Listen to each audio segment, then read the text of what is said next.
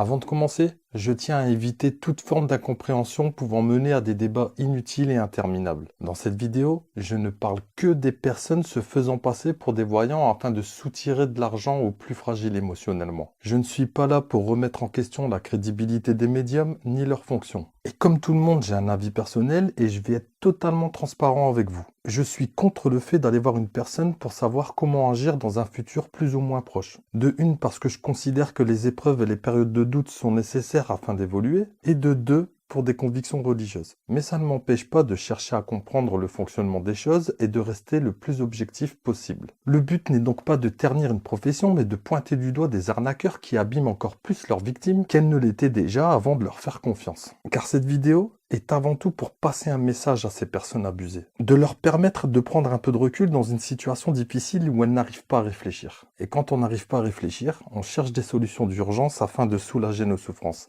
Même si ce ne sont pas des bonnes solutions. Merci de votre compréhension. Bon visionnage. La détresse est un business très rentable et beaucoup l'ont malheureusement bien compris et en tirent profit, même si ce profit reste très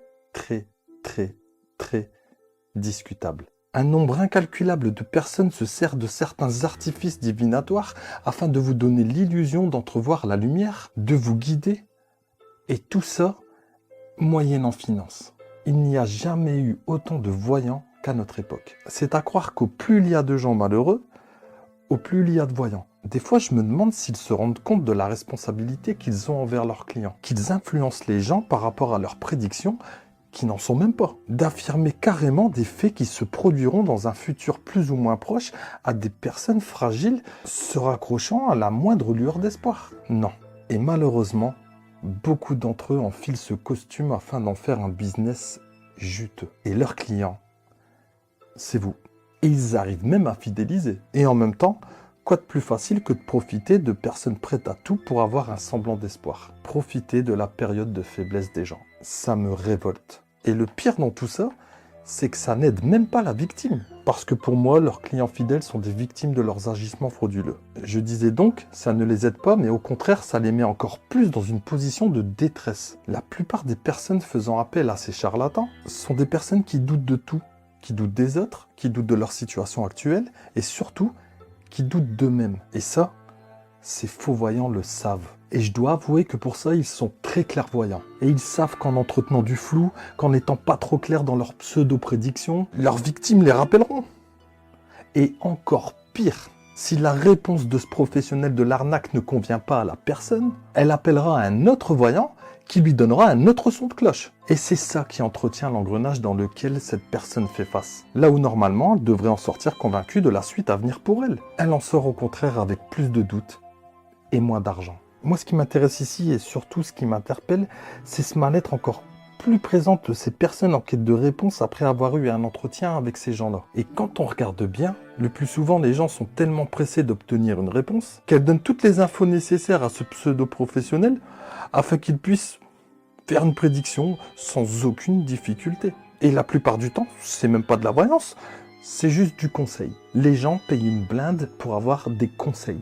Et tout ça, juste parce que tu veux qu'on te dise ce que tu veux entendre. Parce qu'au fond, tu penses le contraire. Parce que peut-être tes proches te disent l'inverse de ce que tu veux entendre. Parce que tu te trouves dans une situation que tu n'acceptes pas. Et que cela ne favorise pas du tout ta sortie d'anesthésie pour enfin ouvrir les yeux sur ta situation actuelle. Il y a beaucoup de charlatans. Et à force d'en essayer au point de ne plus savoir les compter pour enfin trouver le bon, tu te retrouves endetté. Avec des problèmes en plus et une confiance en toi encore plus affaiblie. Ton destin, c'est toi qui l'as en main. Aucun autre être humain. Tu as le pouvoir de changer les choses si tu as la conviction. Ce qui arrivera dans un futur proche sera la conséquence de tes choix et de tes actes, car tu es la cause de cette conséquence. Ne rien faire favorise la mauvaise situation dans laquelle tu te trouves, car tu n'agis pas.